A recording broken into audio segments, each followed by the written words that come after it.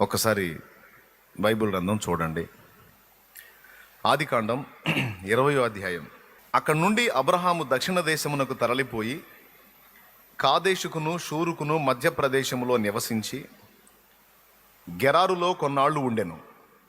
అప్పుడు అబ్రహాము తన భార్య అయిన శారాను గూర్చి ఈమె నా చెల్లెలని చెప్పెను గనుక గెరారు రాజైన అబీమెలెకు శారాను పిలిపించి తన ఇంట చేర్చుకొనెను. అయినను రాత్రివేళ దేవుడు స్వప్నమందు అబీమెలెకు నొద్దకు వచ్చి, నీవు నీ ఇంట చేర్చుకొనిన స్త్రీ ఒక పురుషునికి భార్య గనుక ఆమె నిమిత్తము నీవు చచ్చిన వాడవు సుమా అని చెప్పెను. అయితే అబీమెలెకు ఆమెతో పోలేదు గనుక అతడు, ప్రభువా, ఇట్టి నీతిగల జనమును హతము చేయుదవా? ఈమె నా చెల్లెలని అతడు నాతో చెప్పలేదా? మరియు ఆమె కూడా అతడు నా అన్న అనెను. నా చేతులతో ఏ దోషము చేయక యథార్థ హృదయముతో ఈ పని చేసితినెను. అందుకు దేవుడు, అవును, యథార్థ హృదయముతో దీన్ని చేసితివని నేను ఎరుగుదును. మరియు నీవు నాకు విరోధముగా పాపము చెయ్యకుండా నేను నిన్ను అడ్డగించి తిని, అందుకే నేను నిన్ను ఆమెను ముట్టనీయలేదు. కాబట్టి ఆ మనుష్యుని భార్యను తిరిగి అతనికి అప్పగించుము. అతడు ప్రవక్త, అతడు నీ కొరకు ప్రార్థన చేయును, నీవు బ్రతుకుదువు. నీవు ఆమెను అతనికి అప్పగించని ఎడల నీవును నీ వారందరూ నిశ్చయముగా చచ్చెదరని తెలుసుకొనుమని స్వప్నమందు అతనితో చెప్పాను. ఈ రక్తమును ఆశ్రయించుట, ఎప్పటికప్పుడు యేసు రక్తములో దిద్దుకొని మనం శుద్ధీకరణ పొందటం అనేది విశ్వాసులకి, పరిచారకులకి కాదు, సేవక గణానికి కూడా అవసరమైన సంగతి అది. ఎందుకంటే సేవకులను కూడా అది తరుముతుంది అపరాధ భావం అనేది. వాడేం లేదండి, మనకే చూపించి మన నోటితోనే వైఫల్యాలు, ఓటములు, దిగజారిపోయిన మాటలు, నిరాశ నిస్పృహలకు సంబంధించిన మాటలు మన నోటి నుంచి వాడు రప్పిస్తాడు. అపరాధ భావం అక్కడ చూపించి, అంటే నీ నుండి జరిగిన పొరపాట్లు కొన్ని నీకే చూపించి నీ నోటి నుంచే నువ్వు ఓటమి పలికేటట్టు, నష్టాన్ని పలికేటట్టు, శ్రమను పలికేటట్టు వాడు చేస్తాడు. అంటే మన వేలుతోనే మన కన్ను పొడుస్తాడు వాడు. నువ్వు ఇలాంటి క్రియలు చేసిన వ్యక్తివి, నువ్వు ఇలాంటి వ్యక్తివి కనుక నువ్వు ఎలా దీవించబడతావు అని వాడొచ్చి నీకు చెప్పడు. నీ మనసులో ఆ ఆలోచన పుట్టించినప్పుడు నీకు నువ్వే అనుకుంటావు, వాళ్ళు దీవించబడుతున్నారు, వీళ్ళు దీవించబడుతున్నారు, వాళ్ళు ముందుకెళ్తున్నారు, వీళ్ళు ముందుకెళ్తున్నారు. అంటే వాళ్ళు భక్తిపరులు, వాళ్ళు క్రమంగా ఉన్నారు, పద్ధతిగా ఉన్నారు, జాగ్రత్తగా ఉన్నారు, మంచిగా నడుచుకున్నారు, దీవించబడ్డారు. నేనెందుకు దీవించబడతాను? మనకు అన్ని వంకరలేగా అని ఎవరు అంటారు? సైతాన్ అంటాడు నీతో. నీకు నువ్వే అనుకుంటావా? నీలో ఉన్న లోపాయికారితనం చూసుకొని నీకు నువ్వే అనుకుంటావు, నాకు నేనే అనుకుంటా. మన దగ్గర ఉన్నాయిలే పొరపాట్లు, మన దగ్గర ఉన్నాయిలే తప్పులు, మన దగ్గర ఉన్నాయిలే మిస్టేక్స్, కాబట్టి మనకి తగిందే. దేవుడు అంటాడు, లేదు లేదు, నువ్వు దాన్ని అనవసరంగా ఏదో పెద్దగా ఊహించుకుంటున్నావు, కానీ దాన్ని ఎప్పుడో క్షమించేశాను, అది ఎప్పుడో నా రక్తంతో కడిగేశాను, నువ్వు దాని గురించి వదిలేసే. ఇతరులను దీవించినట్టు నేను నిన్ను కూడా ఆశీర్వదించాలనుకుంటున్నాను, నిన్ను కూడా నేను వాడుకోవాలనుకుంటున్నాను, ముందుకు తీసుకెళ్లాలనుకుంటున్నాను అని దేవుడు అంటాడు. అవి మనకి వినపడవు. ఈ దిగజారిపోయిన మాటలు ఉన్నాయే, అవి బాగా మన నోటితో మనమే అంటుంటాం. పరిచర్య ముందుకెళ్ళట్లేదు, సేవ అనేక మందిని రక్షించాలని నేను వచ్చాను ఆశతో, కానీ నా వల్ల కావట్లేదు. ఎందుకైద్ది? నేను మంచివాడిని కాదుగా. ఎందుకైద్ది? నా బుద్ధి అంతా వంకరేగా. ఎందుకైద్ది? నా ప్రవర్తన కరెక్ట్గా లేదుగా. ఎందుకైద్ది? నేను ప్రార్థన సరిగ్గా చేయనుగా. ఎందుకైద్ది? నాకు వాక్యం లేదుగా. ఎందుకైద్ది? ఫలానా విషయంలో నేను తప్పుగా. ఎందుకైద్ది? ఫలానా విషయంలో నేను శ్రద్ధ కలిగి లేనుగా. విశ్వాసులకైనా ఈ శోధన ఉంటుంది, సేవకులకైనా ఉంటుంది, పరిచారులకైనా ఉంటుంది. ఈ మాటలు తరచుగా, ఈ దిగజారిపోయిన మాటలు, ఈ ఓడిపోయిన మాటలు, ఈ నిరాశతో కూడిన మాటలు, ఈ నిరుత్సాహంతో కూడిన మాటలు ఎవరి నోటి నుంచి వస్తాయి? ఎవరి హృదయంలోంచి వస్తాయి? మన హృదయంలో నుంచి వస్తాయి. అలా వచ్చేటట్టు వాడు సీన్ క్రియేట్ చేస్తాడన్నమాట. చివరికి తరచుగా నీ నోటి నుంచి అలాంటి పదాలు వచ్చినప్పుడు వాటిని తీసుకొని పోతాడు దేవుని ముందుకి. నువ్వేదో వాడిని దీవించాలనుకుంటున్నావు, వాడిని హెచ్చించాలనుకుంటున్నావు, ఆ కుటుంబాన్ని దీవించాలనుకుంటున్నావు, ఆ సంఘాన్ని దీవించాలనుకుంటున్నావు, ఏదో ఆలోచనలు చేస్తున్నావు. కానీ ఆ సంగతి విషయమే వాళ్ళకి విశ్వాసం లేదు. చూడు, వాళ్ళే ఏం పలుకుతున్నారో చూడు. అతని నోటితో అతనే పలుకుతున్నాడు, నేను ఎట్లా బాగుపడతాను అంటే. నీవు ఇచ్చిన క్షమాపణను వాళ్ళు నమ్మట్లా, నీవు చూపిన కనికరాన్ని వాళ్ళు నమ్మట్లా, నీవు చిందిన రక్తమును వారు విశ్వసించట్లా. మరి వారు ఏం నమ్ముతున్నారో అది చేయాలి. కానీ నువ్వు వాళ్ళు ఒకటి నమ్మితే నువ్వు ఇంకోటి ఎట్లా చేస్తావు? కాబట్టి వాడు ఓటమిని నమ్ముతున్నాడు కనుక తన అపరాధాన్ని బట్టి నువ్వు అదే ఇవ్వు అనికంటే ఇంక అదే వచ్చింది నీకు. నువ్వేది నమ్ముతున్నావు అదే జరిగిద్ది. వాక్యం ఏం మిస్ అవ్వదు కదా. నీ నమ్మిక చొప్పున నీ కలుగునుగా కానీ ఎన్నిసార్లు అన్నాడు? అవునా? ఎంతమందికి అర్థమైంది ఇప్పుడు నేను చెప్పిన మాట? ఇలాంటి దిగజారిపోయిన మాటలు మనం ఎప్పుడు మాట్లాడుకుంటాం? మనం అప్పుడప్పుడు నోరు జారింది, కన్ను జారింది, కాలు జారింది, చేయి జారింది, ఈ విషయాలు దోషాలు ఉంటాయి కదా, తేడాపడ్డాయి. దేవుడు క్షమించి వదిలేసినా మనం మర్చిపోం. మనల్ని వెంటాడుతూనే ఉంటాయి. వాడు తెస్తా ఉంటాడు తరచుగా ఆ సరుకంతా వాడు దాచిపెడతాడు మన కోసం. దేవుడు ఎప్పుడో కొట్టేసిన కేసులు అవన్నీ, కొట్టేసిన కేసుల లిస్టు వాడి దగ్గర పెట్టుకొని తరచుగా నీ దగ్గర తెస్తుంటాడు, నీ తలంపుల్లోకి తెస్తాడు. అంతే సింపుల్ వాడు చేసేది. ఇన్ని ఉన్నాయి నీ చరిత్ర, నీ చిట్ట,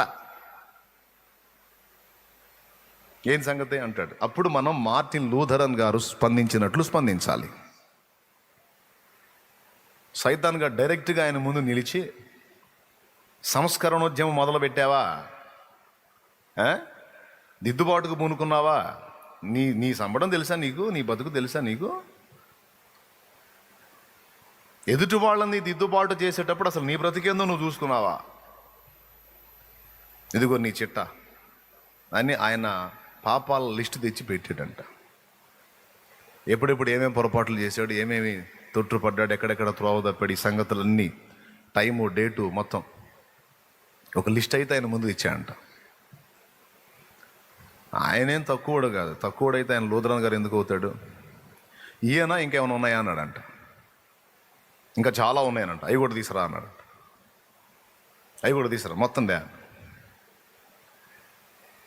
వీటికి సమాధానం చెప్పాను, మొత్తం టోటల్ తీసుకొని రా అన్నాడు.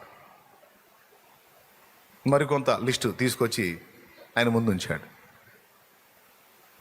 ఆయన టేబుల్ మీద రెడ్ ఇంక్ ఉంటుంది కదా, ఆ రెడ్ ఇంక్ తీసి వాడు చూపించినటువంటి ఆ చార్ట్లో ఉన్నటువంటి ఆ లిస్ట్ ఏదైతే ఉందో పొరపాట్ల పాపాల లిస్టు, ఈ రెడ్ ఇంక్ దాని మీద కొట్టి, నా ప్రతి పాపము యేసు రక్తములో కడగబడింది.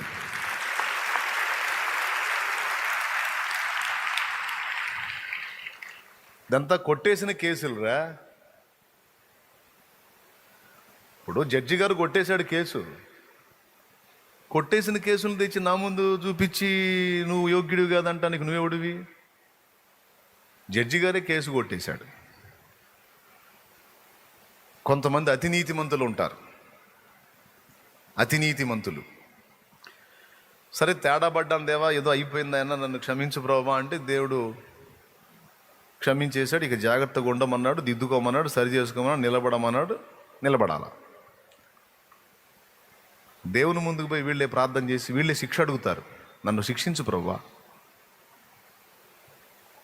నన్ను శిక్షించేసే ప్రభువా, నేను తగను ప్రభువా. ఏడిసేవాళ్ళే, శిక్ష లేదు నీ మొహంలో లేపో, ఆ పశ్చాత్తాపమే జాలుపో, నా రక్తంతో గడిగేస్తాను, నన్ను ఇంకా జాగ్రత్తగా ఉండిపో అంటే. కొంతమంది అధిక నీతిమంతులు దేవుడు క్షమించినా వీళ్ళు ఒప్పుకోరు. అట్లెట్లా క్షమిస్తావు నాయన? నేను చేసిన తప్పు కరెక్ట్గా ఉంది కదా ప్రభువా, నేను దోషిని కదా నాయన, అట్లెట్లా వదిలేస్తావు నన్ను? అది నీకు కరెక్ట్ కాదు కదా. కొంతమందికి మనం చెబుతుంటాం, సిస్టర్ దేవుడు క్షమిస్తాడు, క్షమించేశాడు, వదిలేసే నువ్వు అంటే. ఎందుకు క్షమిస్తాడన్న దేవుడు? దేవుడికి న్యాయం ఉంది కదన్న, ఎట్లా క్షమిస్తాడు? నువ్వు ఏదో చెబుతున్నావు కానీ ఎందుకు క్షమిస్తాడు, ఎట్లా క్షమిస్తాడు? నాకు రిటర్న్ వేసిన వాళ్ళు ఉన్నారు. అంటే వీళ్ళు ఎట్లాంటి వాళ్ళు అంటే దేవుడి కంటే నీతిమంతులు. ఆయనే చూసి చూడనట్టు కనికరాన్ని బట్టి కేసు కొట్టేశాడు, అట్టట్ట కొట్టేస్తావు అంటున్నారు. అప్పుడు ఆయన ఏం చేస్తాడు తెలుసా? ఏదో జాలిపడి కనికరాన్ని బట్టి ఏదో పోనీలే బతికిపో అన్నా, అట్టట్టు కొట్టేస్తావు, నన్ను ఆర్గ్యూ చేస్తాను, నేను తీసుకెళ్ళి లోపల ఏంట్రా అంటాడు. అంతే, ఇక బతుకు బస్ స్టాండింగ్ అయిపోయింది అనమాట. స్తోత్రం. అందుకే అధికముగా నీతిమంతుడవై ఉండకుము అన్నది అది. అర్థమైందా? అధికముగా నీతిమంతుడవై ఉండకుము, అధికముగా జ్ఞానివి కాకము, నిన్ను నీ వేళ నాశనం చేసుకుందు అన్నాడు. ప్రసంగి గ్రంథం 7:17 అనుకుంటా. అదేనా? ఒకసారి చూడండి.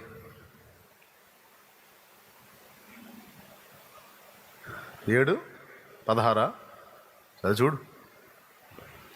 అధికముగా నీతిమంతుడవై ఉండకము, అధికముగా జ్ఞానివి కాకుము, నిన్ను నీ వేళ నాశనము చేసుకుందు అన్నాడు. అది అధికముగా నీతిమంతుడు కావద్దు అంటే అర్థం ఏంటంటే కాస్త అప్పుడప్పుడు నీతిమాలిన పనులు చేయని కాదు. కాస్త అప్పుడప్పుడు నీతి తక్కువ పనులు చేయి, అవినీతి పనులు చేయి, దుర్నీతి పనులు చేయని కాదు.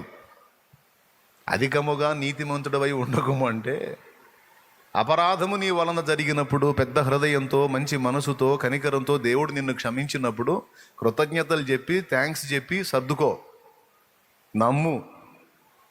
దేవుడు వదిలేసిన వాటిని కూడా దేవుడు క్షమించి మొత్తం తెలుపు చేస్తే మళ్ళీ నువ్వు రాసుకుంటా కూర్చోవాకు, వాటిని ఎత్తుకుంటా కూర్చోవాకు.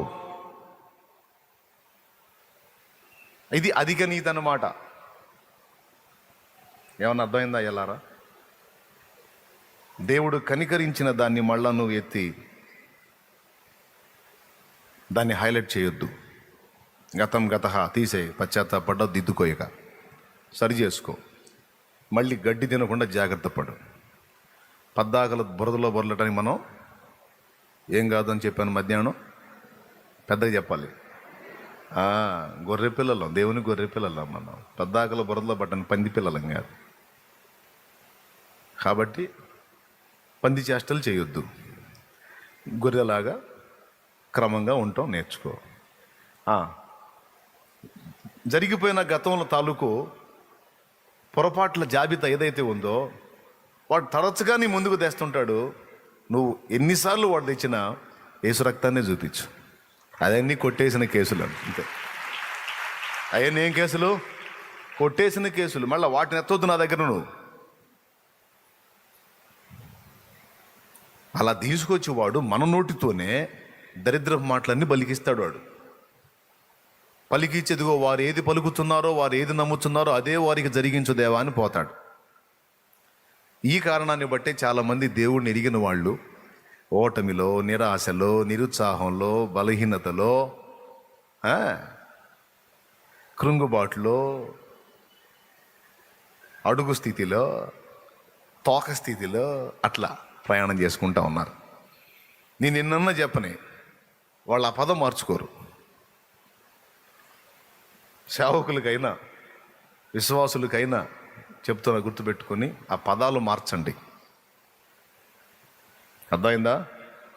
ప్రతి ఘోర పాపమును మన యేసయ్యా. దేవుడు కొట్టేస్తే కేసు నువ్వు ఎత్తావంటే దాని అర్థం ఏంది? దేవుడిచ్చిన క్షమాభిక్షను నువ్వు నమ్మలా,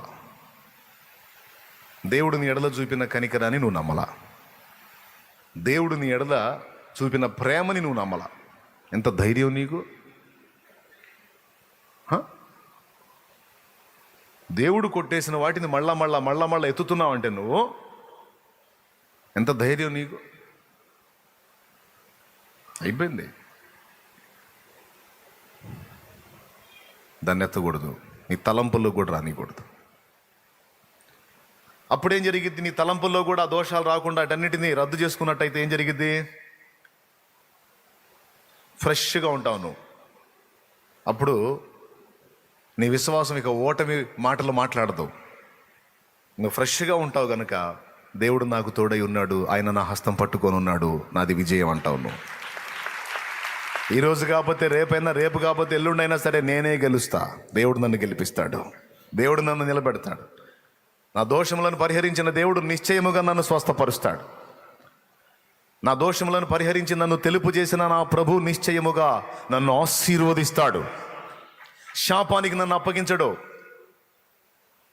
ఆయన నన్ను కనికరించున్నాడు, తన రక్తముతో నన్ను కడిగాడు, నేను ఆశ్రయించాను, శుద్ధి చేశాడు. నిశ్చయముగా నేను ఆశీర్వదించబడతాను. అర్థమైందా? దేవుని ప్రేమని, కనికరాన్ని, క్షమాభిక్షను నమ్మిన వాళ్ళు ఈ మాట మాట్లాడతారు. నమ్మనోడు దిగజారిన మాటలు మాట్లాడతాడు. కాబట్టి దైవజనమా, ఎన్నడూ మీ నోట ఆ మాటలు రానివ్వద్దు. అపరాధం నోటి మాట ద్వారా, క్రియ ద్వారా, తలంపు ద్వారా, ఆలోచన ద్వారా ఏదన్నా నీకు తెలిసి తెలియక పొడసూపితే దాని విషయంలో నీవు దేవుని క్షమాపణ కోరుకున్నావు, రక్తాన్ని ఆశ్రయించావు, మారు మనసు పొందావు, దిద్దుకున్నావు, దేవుడు వదిలేశాడు దాన్ని. దేవుడు వదిలేసిన వాటిని, దేవుడు క్షమించిన వాటిని, దేవుడు శుద్ధి చేసిన వాటిని మళ్ళా నువ్వు ఎత్తావనుకో, మళ్ళా వాయిదాలు తిరగాల్సి వచ్చింది. సింపుల్. ఇంకంతే, మ్యాటర్ వదిలేస్తున్నాను నేను. ఏం చేయాల్సి వచ్చింది? మళ్ళా వాయిదాలకు తిరగాల్సి వచ్చింది. తస్మాత్ జాగ్రత్త.